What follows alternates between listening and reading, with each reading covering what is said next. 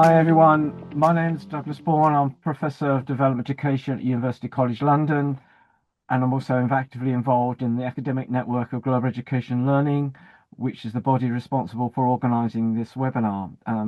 The Angel Network, as we're called, has been in existence since 2017, and its role is to facilitate and promote networking and learning about global and sustainability issues around the world. And we organise a series of conferences and webinars. We have a conference now every year. We have a conference in September in Bologna, and further details about that will be put on the chat. So today's webinar has three short presentations around the theme of decoloniality.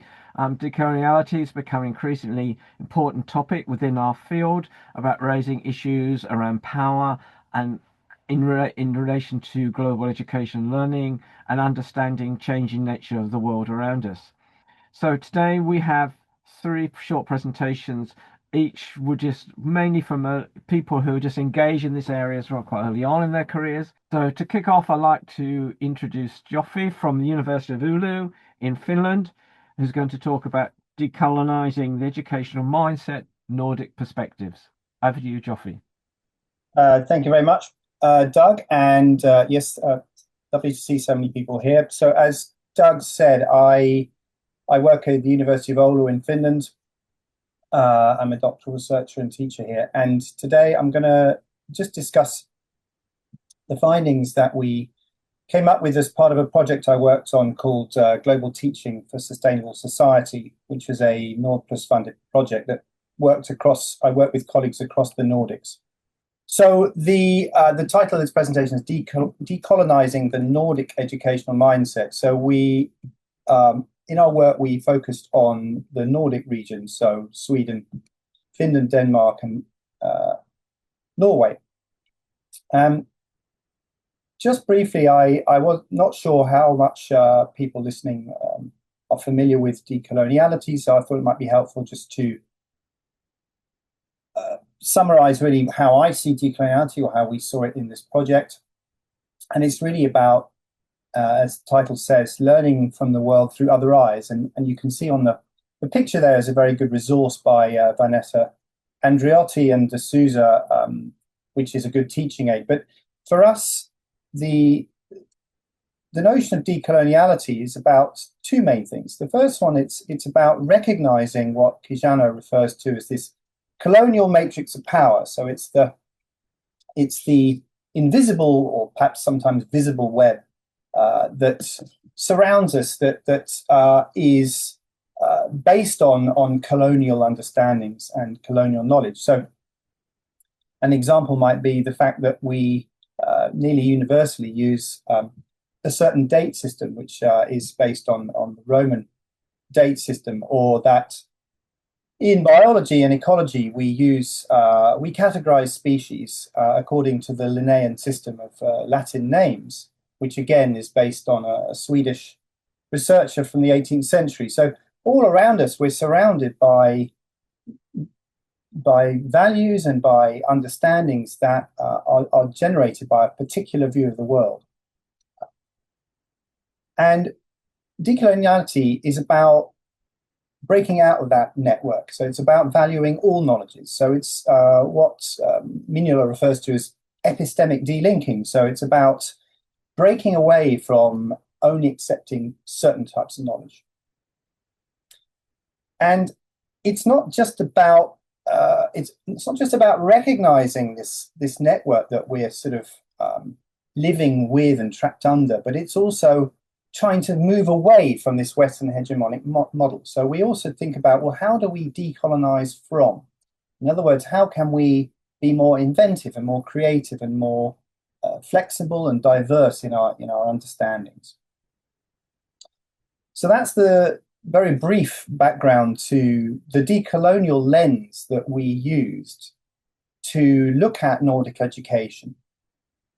And oops, hang on, there's another little bit that I forgot to mention here. Yeah, so I guess the last part of decoloniality or decolonial thinking is trying to imagine, well, how might we reimagine education? How might we reimagine knowledge?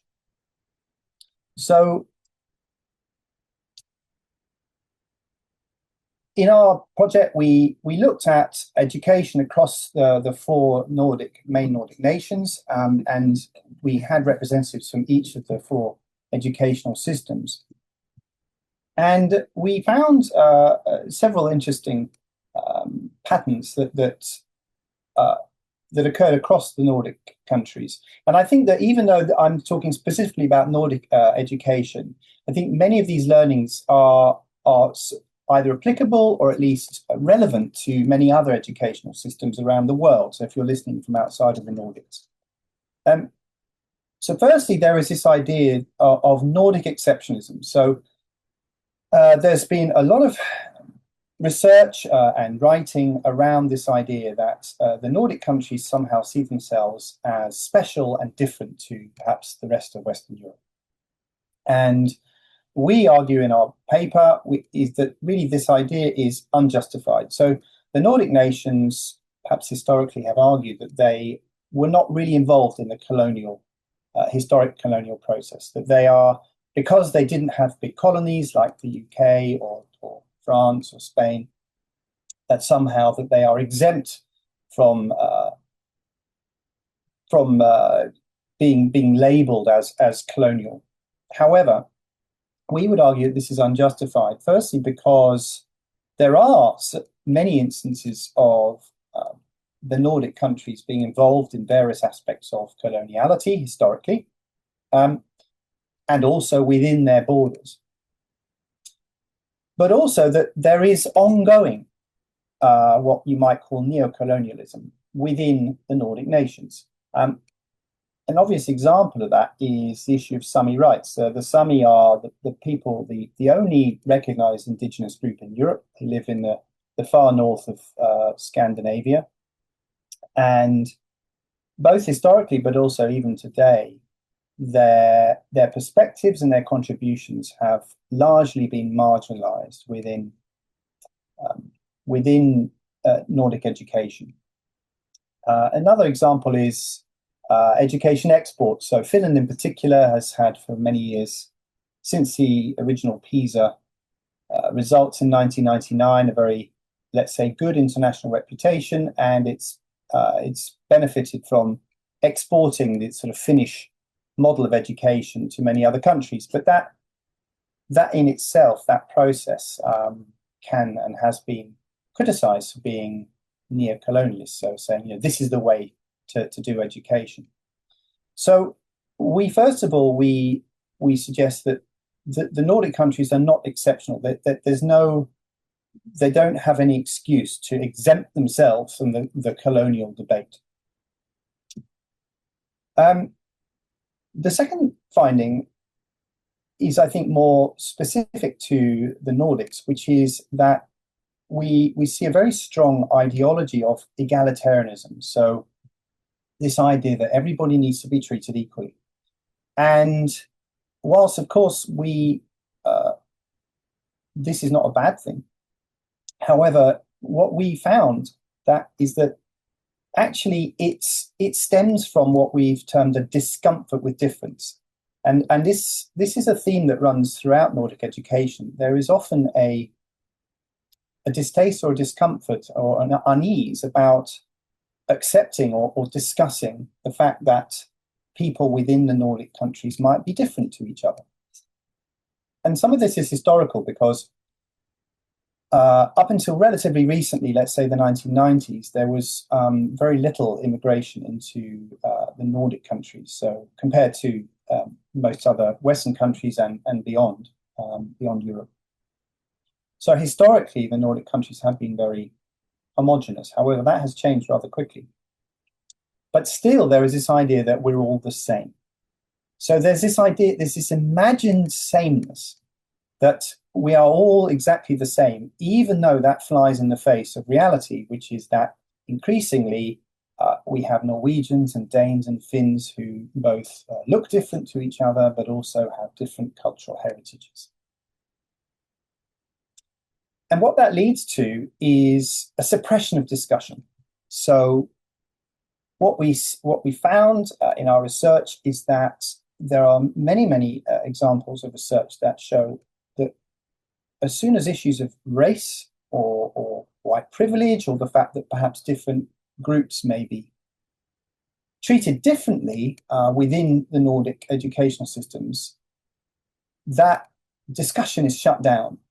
There is, and quite overtly in some cases. So, for example, there's some very interesting research from Norway, from teachers, showing that teachers are saying, "Oh, we can't discuss racism in our schools because it might upset the Norwegian children." So there is a real discomfort with talking about it, and part of it stems from this belief from many that actually there is no such thing as racism, and that we see that particularly in Finland, for example, that there is a real reluctance to admit that there are issues of racism, even though, again, there is plenty of ample research to suggest that it is a very clear problem. And in fact, the latest EU barometer suggests that Finland is one of the most racist, or at least has the most incidents of racism in Europe. So we have, on the one hand, clear evidence that, for example, racism is occurring, but on the other hand, we have this idea that within the Nordics, that they are clinging to this idea that we're all the same, and therefore, if we're all the same, we can't be racist towards each other. And finally, and this really comes back to the core of decoloniality, we have this very clear evidence that Nordic education is rooted in Western epistemology. There is very little discussion of different or alternative or non-Western ways of knowing, and therefore there is again very little discussion of how we might bring in more diverse views and more diverse knowledges. So there is clearly a need to decolonize away from this system that is, I would argue, is kind of stuck in a very is an ahistorical mindset, which is still seeing each Nordic country still seeing itself as a homogenous whole, whereas in fact it's never been. The Sami have always been there, for example, and is still imagining that everybody has the same cultural background, has the same cultural heritage, looks the same, and is therefore uncomfortable with discussions of white privilege or racism and these kind of things. So we see, and just to finish the last point, that we see, for example, in some interesting research in Finland, for example, showing that Sami and indigenous non-Western knowledges are very much marginalized or even ignored. They're not discussed at all. And there's a real attempt to assimilate minoritized peoples into educational textbooks rather than be clearer that there are these different groups of people who might have different cultural perspectives and cultural knowledges. So we've talked about how we might, or identifying some of the issues. So now we also in our research looked at, well, what do we do about it? So how do we decolonize? How do we try and decolonize this educational system? And if you're interested in the specifics, I urge you to read the article. But just to summarize briefly, I think one of the most important things is, to paraphrase Spivak, let the subalterns speak in their chosen ways. And what I mean by that is that we need to, within education particularly, we need to find ways to bring in all sorts of different perspectives and not put limits on how different people are able to bring their perspectives. I think one of the big discussions within decoloniality and education is the problem, and Vanessa Andriotti speaks about this a lot, that historically we've become better at seeking different perspectives and different knowledges, but it's still most often we asked, let's say we might invite an indigenous scholar in, but we're inviting them into this same colonial matrix of education that we have. We still expect them to conform to our norms, if you like.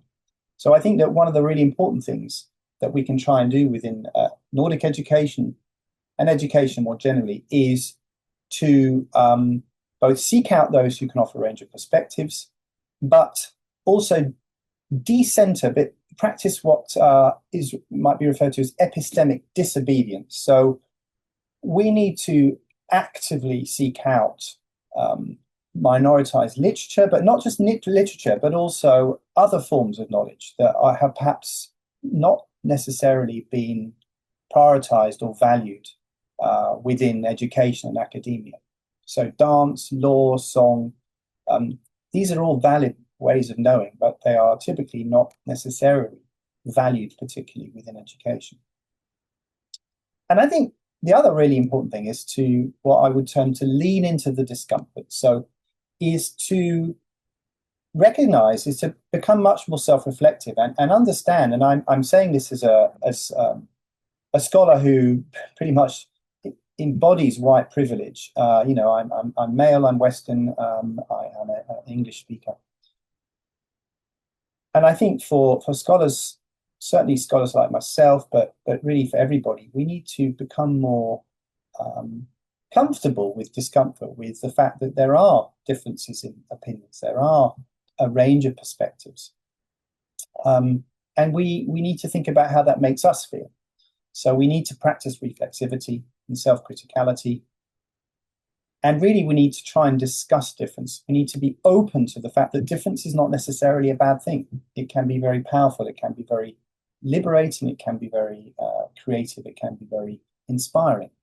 And I think the challenge is to become better at listening particularly to Spivak subalterns, so those who are currently silenced within the system that we have at the moment.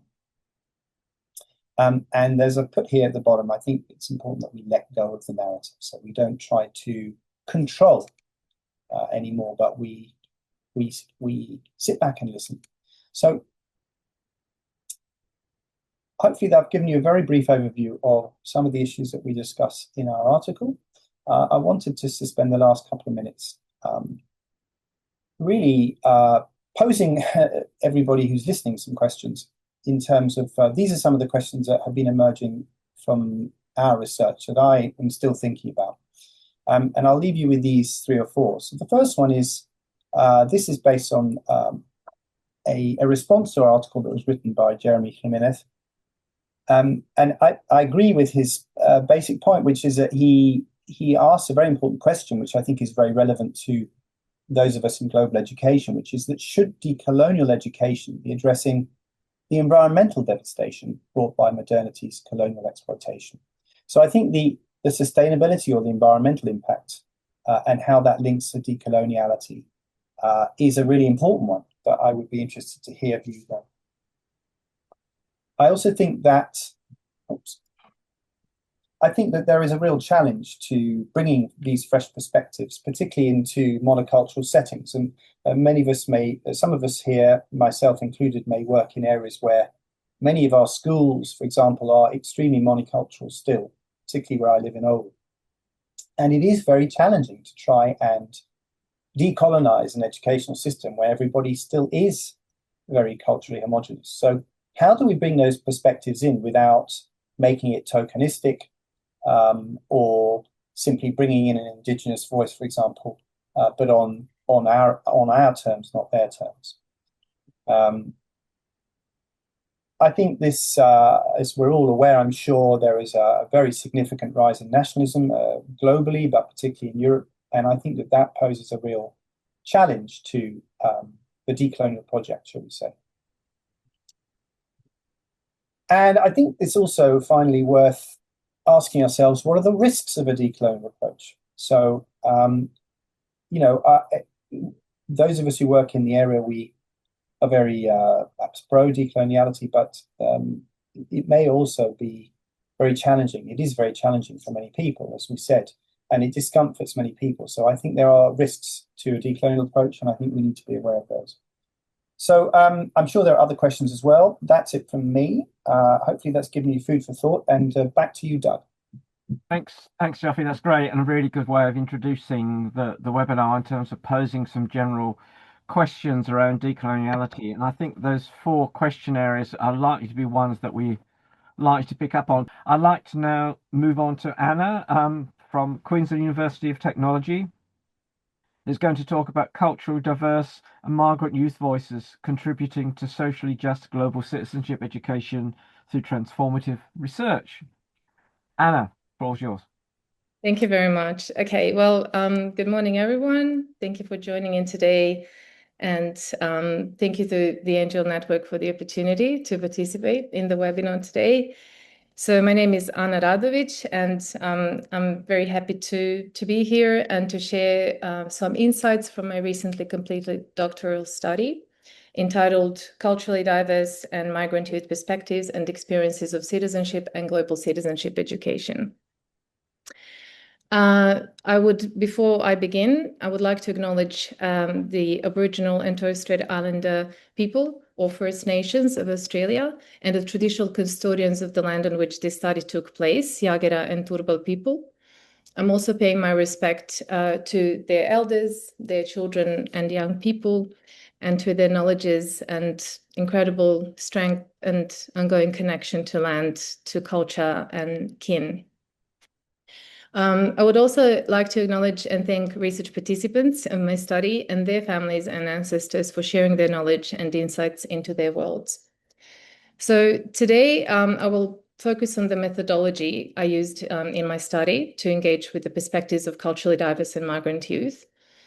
Significant aspect of that methodology is reflexivity and positionality. So I would therefore like to begin by positioning myself within the context of the study. I'm a female heterosexual, cisgender, and non-disabled researcher from Serbia. I grew up in a mostly socialist, yet corrupt and highly complex political system. One of the positive sides of socialism was that the health and education systems were mostly free, including university studies. On the other hand, since I was a child, I started to observe the consequences of power imbalances, media manipulation, corrupted politics, and a lack of social justice in my homeland and internationally.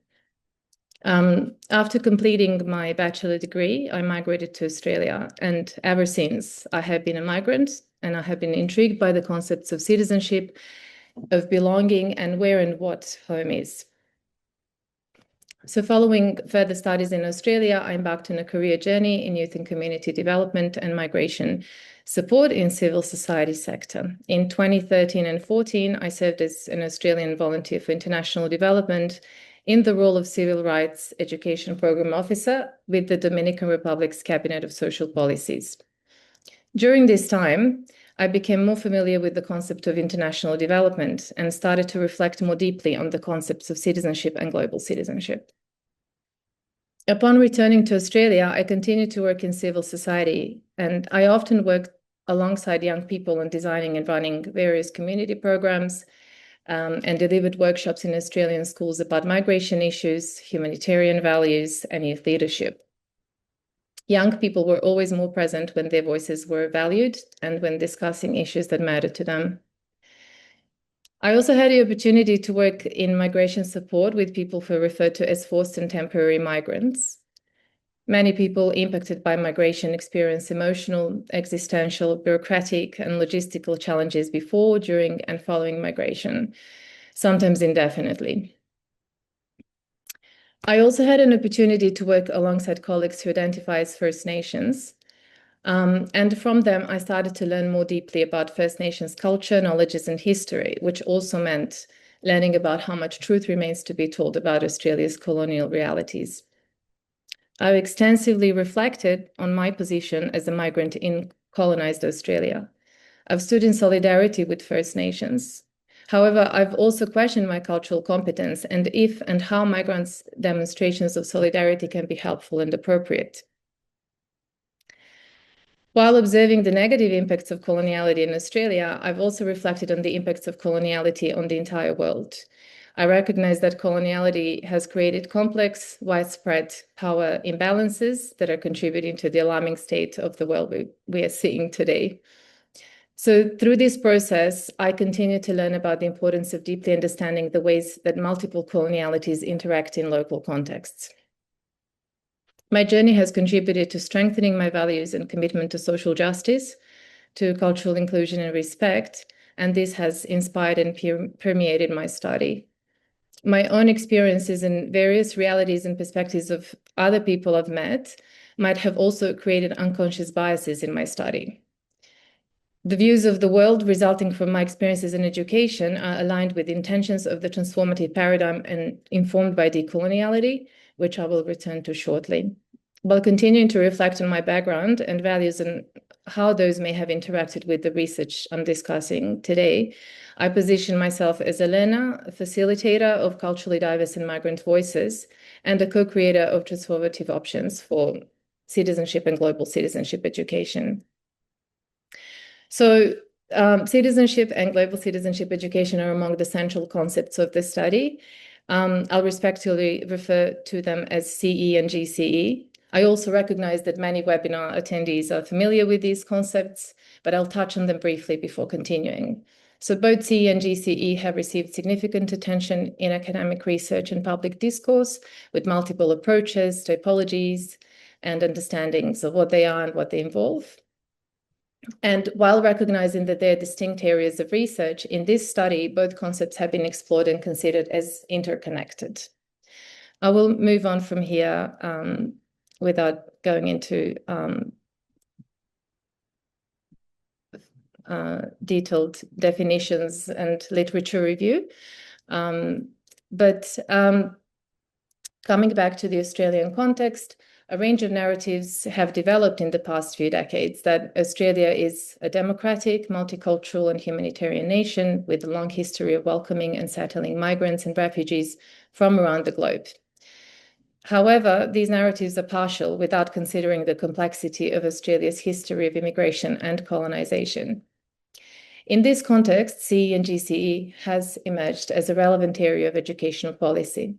CE was introduced as a subject after 2008, and it is now delivered through civics and citizenship education, or CCE subject, in years 7 to 10.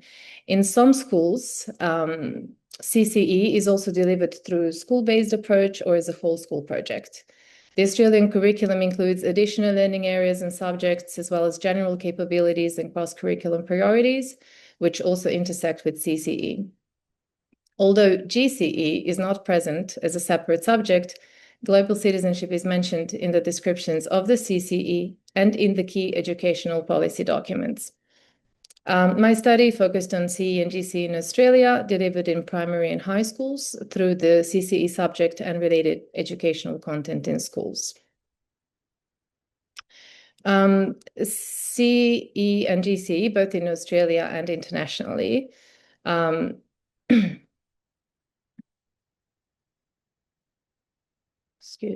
are dominated by Western neoliberal perspectives and not sufficiently contributing to a more just and peaceful world. In addition, culturally diverse and migrant youth voices about citizenship and CE/GCE are underrepresented in the current CE/GCE discourse. And therefore, the aims of my study were to include culturally diverse and migrant students' perspectives and experiences of citizenship and CE and GCE, to co-construct socially just and culturally and epistemically inclusive framework for such education, and to provide insights to contribute to decolonizing CE and GCE and advanced transformative paradigm research. These are the research questions following on from the research problem and aims.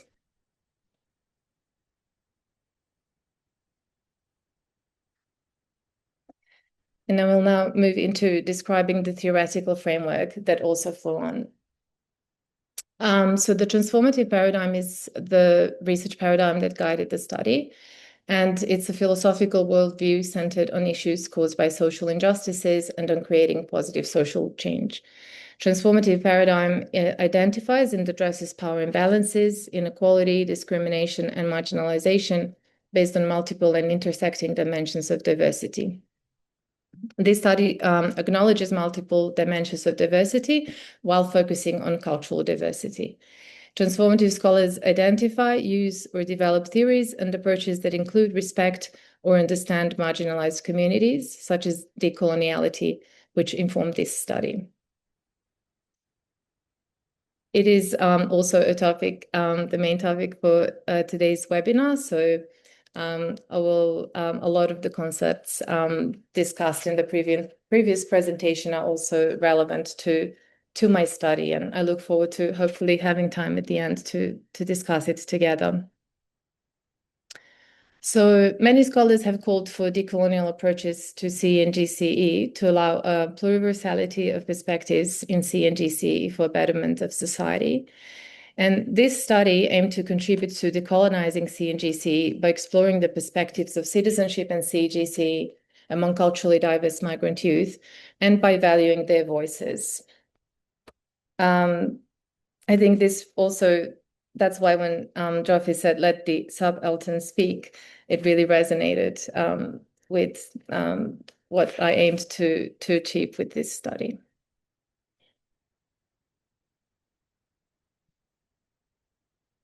Value in youth and student voice is relevant to decolonizing the current state of the world, dominated by colonial neoliberal powers.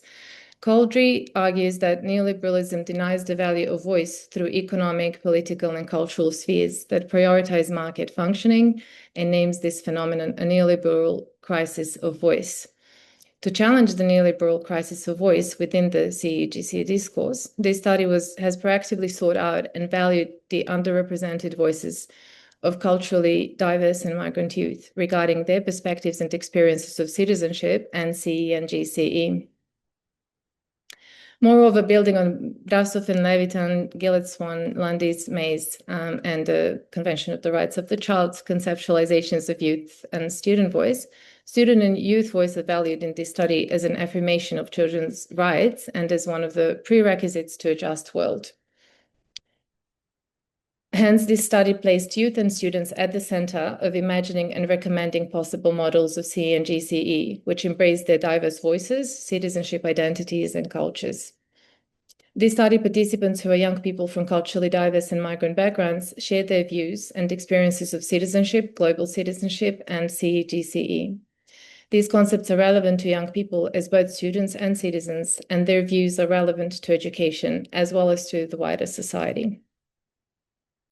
This figure presents the previously described theoretical framework and research approach of the study and how those connect with research methods. So the study is framed by the transformative paradigm and informed by decoloniality. In addition, reflexivity has been embedded throughout the study.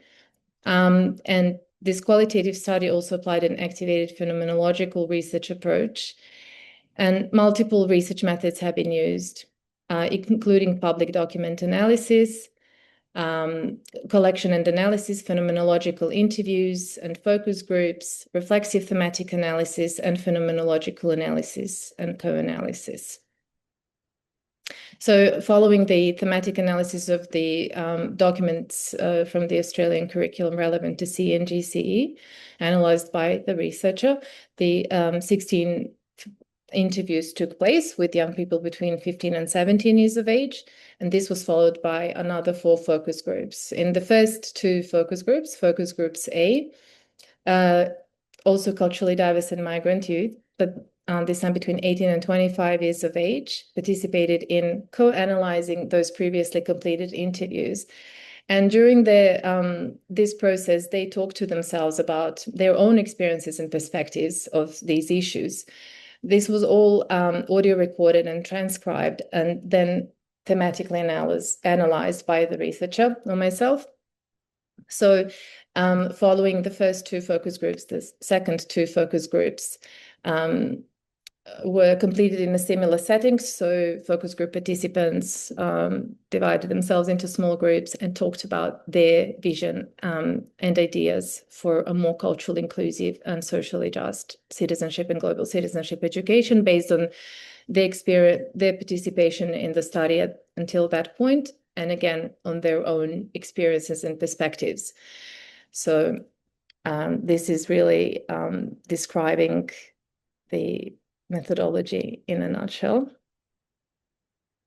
These are some photos from focus groups, particularly the first two focus groups where the co-analysis took place. So in this instance, research participants were clustering the meaning units, which I previously identified in interview transcripts. So the next two slides offer a brief overview of the main themes developed through a reflexive thematic analysis of interviews and focus groups. Can I ask for the time, how much time we have, if there is any time left? Yeah, you've got 5 minutes. Oh, great. Thank you. So I will briefly touch on them. And as I speak about the themes, you will see some of the actual words by research participants. So theme one indicated that participants conceptualized global citizenship and citizenship interchangeably. They related them to feelings and behaviors such as belonging to the world, sharing ideas, being a nice and good human, respecting and caring for others. They often related notions of good global citizens to values such as respect, care, love, non-judgment, freedom of expression, and knowledge of self and others. These participants' reflections correlate to the emerging concepts in CE and GCE scholarship aligned with decoloniality. There were also some indications of neoliberal active citizenship concepts present in interview participants' reflections. And some participants also associated citizenship with the formal membership to countries, which came with perceived privileges and responsibilities. Theme 2 described the findings about the impact of migration on participants' experiences of citizenship, affecting their complex and multi-layered citizenship identities. These findings relating to various dimensions of citizenship identities mirror the CEGC scholars' observations about young people's multidimensional citizenships. Theme 3 described various factors affecting cultural connection and citizenship identity. In addition to the impacts of colonization, globalization and westernization of cultures, cultural overcompensation, mitigation of racism and stereotyping based on culture, and parents' and personal participants' roles and efforts in connecting to culture, language can significantly influence cultural and citizenship identities. Theme 4 described the centrality of language to participants' citizenship and cultural identities. And participants felt that their knowledge of English, of their homeland languages, and other diverse languages significantly affected their connection to multiple cultures and communities. Proficiency in these languages made these languages become a barrier or a bridge to cultural connection and belonging, depending on their levels, perceived levels of those languages. Theme 5 described how, while some participants found Australian society accepting and non-judgmental, other participants experienced to observe the lack of representation and visibility of culture, racism, and discrimination in Australian schools and in public. They believe that racism is taught and not innate, and argue that stereotyping, discrimination, and racism aimed at both students and teachers should be mitigated and replaced by friendship, kindness, respect, and celebration of cultural and linguistic diversity. They also saw the connection of culturally diverse communities as significant to their citizenship and sense of belonging.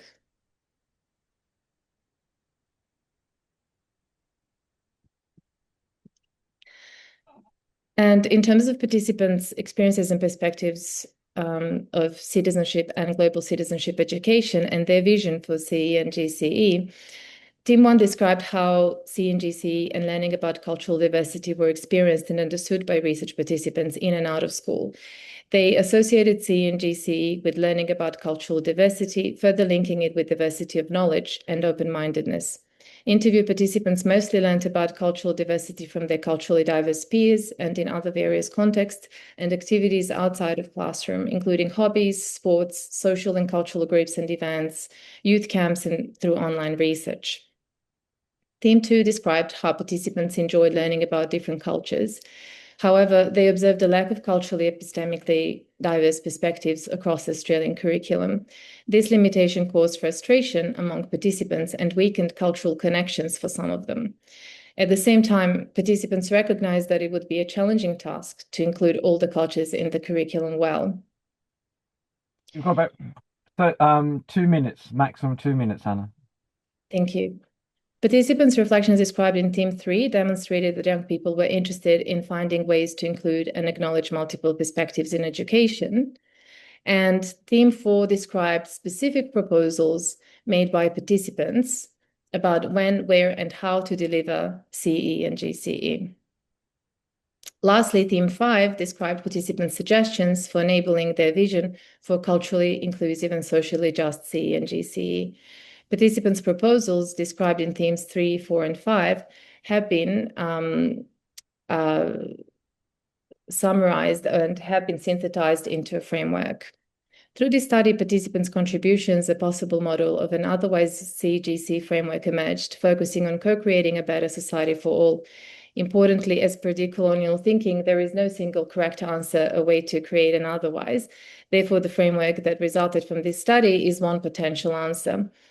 The proposed framework for an otherwise CGC was co-created through collaboration between participants and the researcher, guided by decoloniality, the transformative paradigm, and the methods applied in the study. The concept of an otherwise CGC was introduced by Andreotti in 2021, and it is also connected to decolonial otherwise. This framework emerges as one of many possible otherwise models, CEGC models, and it also illustrates what outcomes can be achieved when meaningfully engaging with culturally diverse and migrant youth in CEGC research and discourse. That is why this presentation represents an extended call to engage culturally diverse and migrant youth in transformative research. This is the last slide. So building on Freire's pedagogy of hope, reiterated by Bon and Tarozzi more than 20 years later, this study was anchored in critical hope. There have been many valuable insights in the study, yet its most rewarding and reassuring aspect has been a reiteration of our interconnectedness as humans and the powerful, hopeful message emanating from participants' vision for an improved education and society. And this is also precisely why it is necessary to continue to research and create spaces for inclusive, creative, and just conversations about being citizens and global citizens in today's world, if that world is to be peaceful, sustainable, and flourishing home for all. Thank you. Thank you, Anna. That was great. Thank you very much for that and very rich presentation based on your research. If people have got any questions or comments, please put it in the chat. So very interesting presentation. Right, finally, I'd like to move on to Subin, who's from Goethe University, Frankfurt in Germany. He's going to be talking about decolonizing education for sustainable development, a progressive framework for global justice and sustainable development goals in schools. Subin, over to you. All right, thank you very much, Doug, for the introduction. I'm also presenting a paper that was published in 2024. I should say something about me as a person. I've been acting as an active teacher for almost 15 years. And at the same time, I did research on education for sustainable development, multilingualism in university and completed my PhD like 3 years ago. And quite interesting, probably for the UK audience, my MA is from SOAS in London, so just around the corner of UCL, as you can imagine. So in this paper, I proceed a little bit differently than I do commonly. The theoretical part, I'll put it into pictures and I might by times read out quotes from the paper because I've been more precise with language there in general. So I suppose I'll just get started with the first teaser. So I made pictures. There's one very some trend in my eyes in studies concerning decolonization. So when I gave the paper, I'm very grateful to the reviewers who more or less also strongly criticized me for being too buzzy with decolonization. So in other words, this is kind of the leitmotif of the paper, that decolonization is not a metaphor. We're seeing something at the moment in research, which in my humble opinion is very worrisome. It's the click or conference baiting. So everyone loves to use decolonization. It attracts the audience, but giving you a couple of examples, especially last year I was at conferences, I was very surprised how inflationary. If someone has a new idea, people love to call it decolonization, albeit no reference to theory at all. So I decided in this paper to have my introduction rather with a big picture to draw a little bit the overall global significance. So, for instance, I would love to read out one quote by Gaudelli, working on global citizenship education as an introduction. So, Gaudelli argues we teach youth to think like states or nations in a time when global problems demand thinking beyond borders. The absurdity of this disconnect is stark, that despite mounting problems that cross boundaries, including migration, global warming, infectious diseases, war, we continue to use the nation state framework to solve problems that demand a different way of thinking. That's what Gaudelli very lucidly argues in general. We also had it in the first presentation by Geoff, for instance, talking about the national lens that I'm criticizing. So what I did in the paper as well, so I was at SOAS and I have some background in development studies, and the entire discourse about education for sustainable development, development studies, and so on is very close to what we witnessed in that field. So there's a very good book of Scott, Seeing Like a State, where in the paper I comment, Scott criticizes the mentality of seeing like a state in his analysis of state-led planning schemes that had often failed to improve living conditions. He mainly criticizes the ignorance of local knowledge and the indulgence of modernist attempts to standardize human existence and administer the planet. So we also talked about modernism. That's what Geoff did in the first paper. Plus, of course, there was the idea of local knowledge in the second paper we just witnessed too. So after the end of the Cold War, we had the big debate about the future of the nation state. Fukuyama saw the end of the history. Huntington saw circular development. What we know now, there was no demise, but a rejuvenation of the nation state, inflicting education for sustainable development, in opposition to rather positive views of modernity before, be it Ulrich Beck talking about the cosmopolitan society, and Tony Giddens, also from the UK, having a very positive view of modernity. However, it's quite interesting to look 25 years back. So, now I ask in the paper, modernity equals colonialism. We had some insights, especially in the first paper, especially Andreotti, Pashby et al., and Stein et al. The three main references I used for the paper. It's very high quality work for using decolonization beyond a metaphor for educational studies.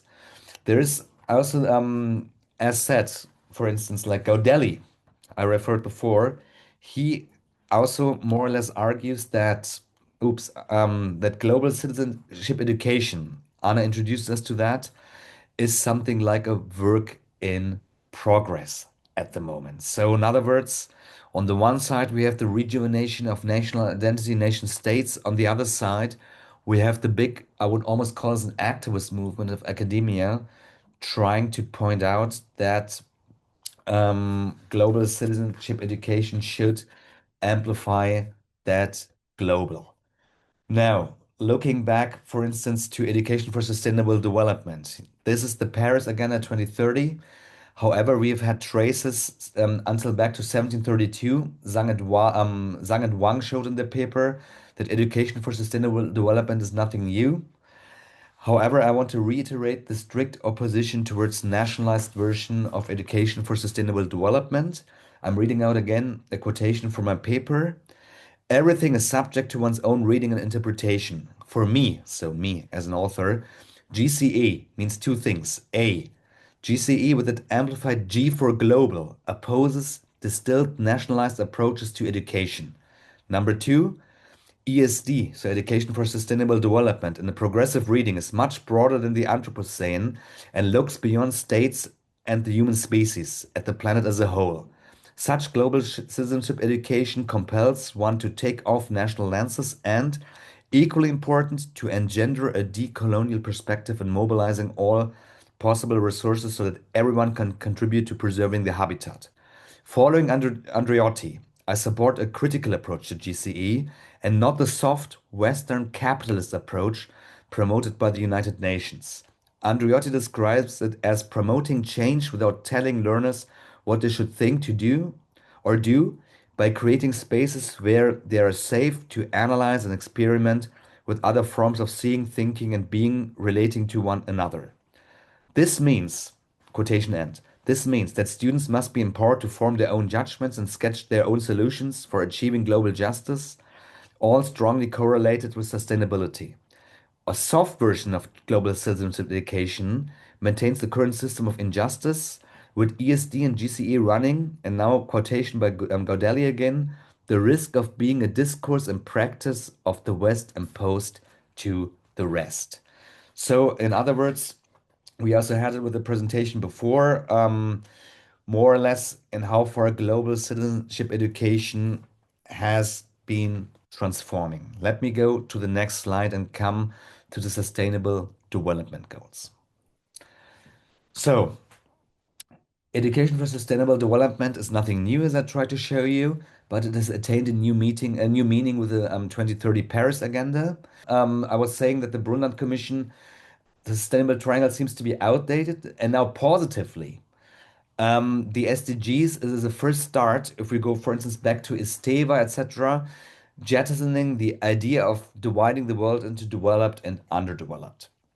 Important, however, and that's important for the rest of the paper, the SDGs are more important than just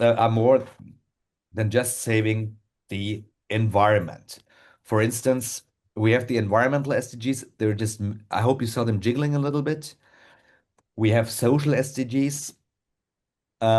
We have so-called, that's what I call in the paper, equality and inequality SDGs. So what I'm trying, and of course, ever since Corona, health and well-being. Now, I'm reading out the next quotation.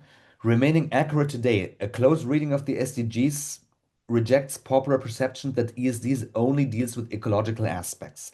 Thus, importantly, ESD is far more than just only saving the environment. Applying a positive reading, the SDGs represent globally and a borderless cosmopolitan vision for enabling similar living standards yet preserving cultural diversity, going beyond the dated sustainability triangle. A very general, that is what I said before. The question always is, if we talk about teaching the SDGs, which SDG is the most important and comes first? So, in the paper, I write, historically, a very general categorization of the SDGs can be made in accordance with the 5 Ps, namely people, planet, prosperity, peace, and partnership. Historically, the 5 Ps have been an amendment to the triple bottom line framework as seen in business and management studies by Ecklington. There, the 3 Ps, people, planet, and profit, following the sustainability triangle, intend to introduce sustainability as a target in long-term business planning. With the SDGs, the P for profit has been replaced by prosperity as a wider concept of wealth, whereby the dimensions of peace and partnerships have been added as addenda to upgrade the sustainability triangle to today's outset. Participation as another P, a core concept of global democracy, as Kulp argues in 2019, and decentralization of the SDGs to the transnational civil society have surprisingly not been added, insinuating a classical business or conventional development view of the SDGs by the UN. So in presentation 2 by Anna, we saw the juncture of capitalism or neoliberalism, as she calls it, with decoloniality as well. So, for instance, SDG 8, a very controversial SDG, economic growth, I'll come to that a little bit later. Rather, also pointing out their political institutional SDGs. However, the core being SDG 4, quality education. I tried in the paper to categorize the SDGs a little bit. Up there, you see the five Ps again. So, in general, categorizing the SDGs is another very controversial venture. If we take SDG 6, clean water and sanitation, that can be placed as a social SDG, as an environmental one, as an economic, and also as a political institutional one, of course. SDG 1, SDG 2, and SDG 6, as we know, they enjoy the most funding so far, so rather in the classical SDGs. Just to point that out once, Because in my paper, I talk about the chicken and the egg question, first the social or first the environment. SDG 4 also being somewhere in between everything. The rail, we call it in terms of the Paris Agenda, the rail engine of transformation. It is seen by UNESCO as a standalone goal. SDG 4, in theory, has the power to decolonize education. That's what I argue in the paper as well. And that includes, for instance, looking at rather transdisciplinary teaching, problem-based learning, but also at curricular pedagogics and the methods. That's very important, up to something like a whole school approach. Now, there is, for instance, the so-called wedding cake model, another try to prioritize the SDGs. I want to start like that. The wedding cake model completely meets my personal idea of the world, so my values. Let's save the environment to have a more prosperous society.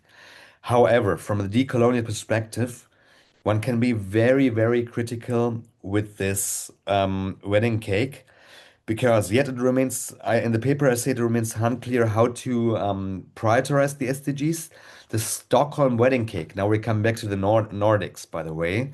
It reminds of Maslow's hierarchy of needs. Albeit partly inverted, the SDGs are organized into a hierarchy that sees the biosphere as fundamental in accordance with the environmental SDGs 6, 13, 14, and 15. It serves as a foundation for human society in line with the social SDGs. In turn, an intact world society serves as a basis for remaining economic SDGs. And finally, SDG 17, that's what I write on paper, points out the role of partnerships in achieving the goals. So it meets my personal values, but then again, I criticize in the paper the SDG wedding cake sandwiches social SDGs between environmental and economic SDGs, with SDG 17 as the piece on the top.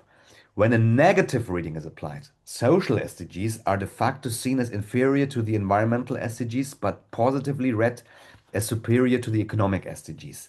SDG 17, in the sense of a new version of the end of history, in line with Fukuyama, sees partnerships, including free trade, as the ultimate target, resembling transcendence in according with Maslow 1943.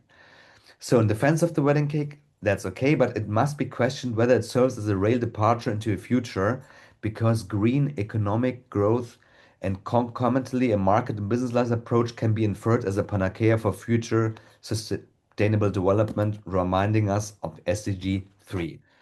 We have quite a lot of criticism in academia about that, about what Coppinger argues, also from the Nordics, sustainability through growth paradigm. Hickel has shown us, for instance, if we keep SDG 8, decent economic growth, the 1.5-degree target will not be able to be held. Then, also going on a little bit, we have a typical typology from Ware and Scott talking about ESD1 and ESD2. ESD1 being something, education for sustainable development being molded in the current system, whereas ESD2 does see new methods, critical thinking, and new ideas.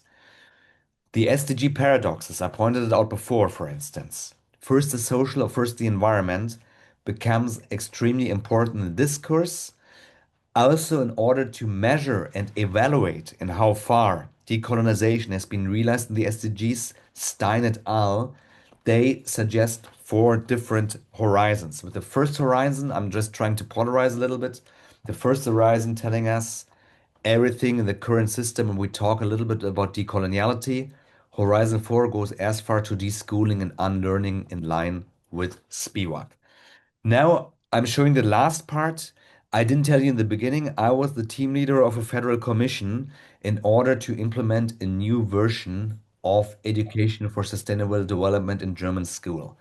So it's the 3rd edition after 2007 and 2016.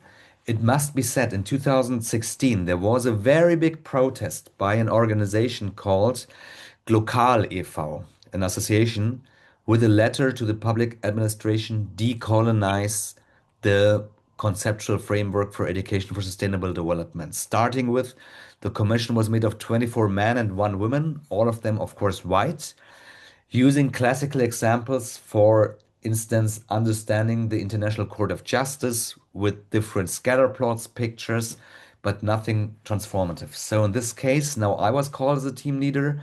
We had to design a chapter about education for sustainable development in the social sciences for upper secondary schools in grade 11 and 13. The overall document was made for all subjects taught in German schools. So what I'm presenting you is the beginning criticism of molding ESD into nationalized German systems again. However, these were the terms of references. We had to go with a very soft version, with a very soft horizon, and we had to stay in ESD 1. Overall, the document, it's a first general document, comprises 804 pages, 180 authors from all kinds of universities, schools, public administration, civil society joined. And there was a public consultation for the first draft. The teaching example I'll show you in short now, and then I'm done. Yeah, you've got about 90 seconds left. Okay, so Perfect. So we had to bring together the chicken and the egg question. We thought about taking global justice. Every debate is about justice. So we decided on climate justice and on border justice. You see the overall modules here realized, and the question is, how can global justice be realized? The module, the teaching example is looking on the world from above. I call this major term to ground control, comparing different voices of global justice. This teaching example, very most importantly, was developed by a teacher in class, so from below. These are some examples asking the students, what do you think about justice in general? Everything is in German. Then we decided, module 2, climate justice. Why can plaintiffs from other countries sue the German government in front of German courts? There was a lawsuit, and the German government was said by the German Constitutional Court that it has to become more active. That is one part of the teaching example.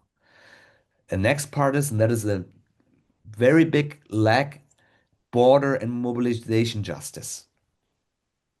This means when I think about borders, what do I think about? Some people do holidays at the Mediterranean while others had to flee, talking about the justice of borders, also implemented in the document. This is how we structured the document in general, asking questions in order to participate the students overall, believing that global justice unites the social and the climate, as I said in the beginning. So I will stop here. What I try to show is and how far we were able, under that conditions, to have novel thoughts, albeit in a soft way, implementing the public document. Thank you very much for your attention. Thank you, Subin. That was great. Thank you. And very much reflected and connected to the other two presentations. It's interesting that how some of the sense of synergy and some of the themes that you've raised. There's a couple of comments in the chat, one around going back to Joffy's question about the need to link discussion of how colonial industrial relations for environmental damage to connects to global citizenship education, about linking the social, political, environmental. And Martin said that that I feel that it's a much more natural space to live within, that justice is a natural space to live within social sciences. It's absolutely central to sustainability.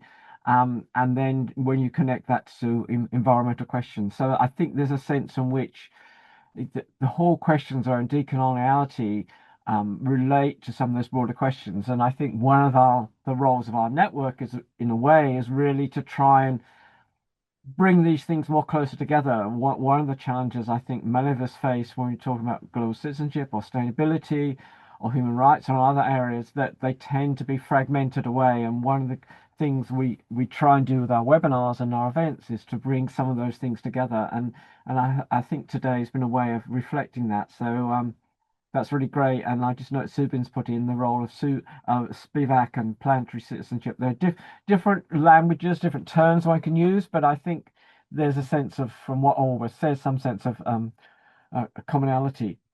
So I think we need to bring this session to a close. I'd like to thank Subin, Joffy and Anna for 3 excellent presentations. Really lots of food for thought, and some of the comments reflect that. and to say that we look forward to hearing more about some of your research and your work in the future. And noticed in the chat we've got a conference. The Angel Conference is in Bologna on the 10th, 11th September, and look forward to some of you possibly presenting papers there. And that's a major way in which we particularly hope work from early career researchers, and we got confirmed yesterday speakers for that event, and you'll be hearing more about that in the next few days. All right, so thanks everyone for coming, and look forward to seeing you all again soon, and look forward to seeing some more of your research. And great to see everyone. There's such a wide range of people from all over the world with us today. Thanks everyone. Good to see everyone. See you all soon. Thank you.